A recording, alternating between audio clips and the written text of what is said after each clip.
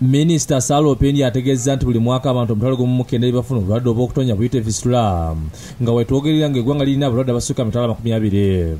So kino kiragira ddala nti abakyala bangi nnyo abalina ekizibu kino mu byalo bali nakyo babeera nakyo ate nga tebanafuna obujjanjabi.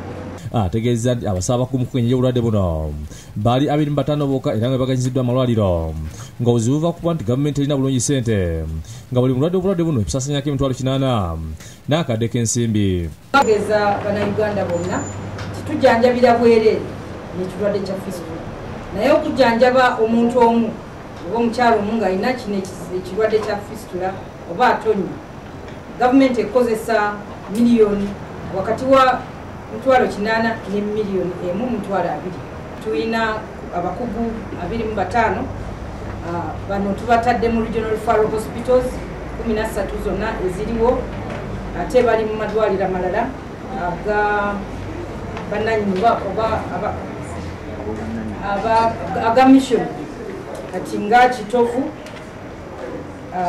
Kamuli Mission Hospital, Lacho, Kizizi, Virika, Kagando ne Kumi. Ayongeddeko nti abakazi abazaala abali wakati w'emyaka 20 balina omukisa munene nnyo okufuna obulwadde buno sakaba embuto okula okugenda mu lwaliro n'okusalira awatali bukugo ekiriitira abasawo okusala bwe batalina kusala. Dr. Makanga Livingstone omukugu mu by'okuzaalisa agambye nti obulwadde buno singa bulagajjalira buviirako omuntu okufuna obulwadde bwa kokolo ow'omwogwa n'abaana. Ate mu bakyala kansa n'abaana sabaliko kansa asinga obungi mu Uganda naye ng'ate ekirungi mu kyo yeewalika tubakubiriza abakyala kasootuka waggulu w'emyaka 14 omugenda w'ejozi buli mwaka babiti kansa emukwata ng'akyali.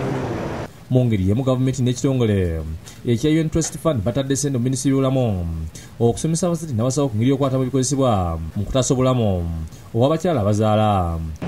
Naye n'ebintu ebyetaaga nga mama kit bwe babuulidde ebyetaagisibwa ng'omumama azaala ebintu bino bibadde tebinnakwata mu babiro ndowooza tukigambe bwe kityo naye ng'ate abantu bakimanyi nti tulina okutaasa obulamu bwa maama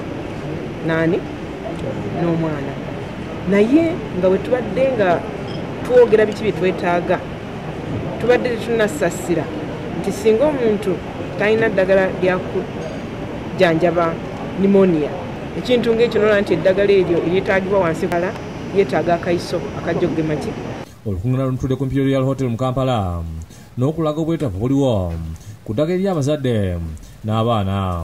Ekitongole kya UN kiwaddeyo obukadde bwa $7 oluvannyuma lw'okuzuula nti abazadde bangi bafa olw'obutamanya bye balina okusaba abasawo nga bamaze okuzaala.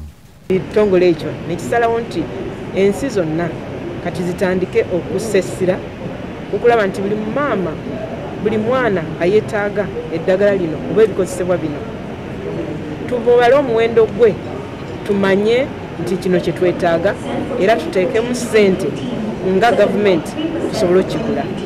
Aida Nakaze yakusakidde eggulu eno ku Lwabukedde TV.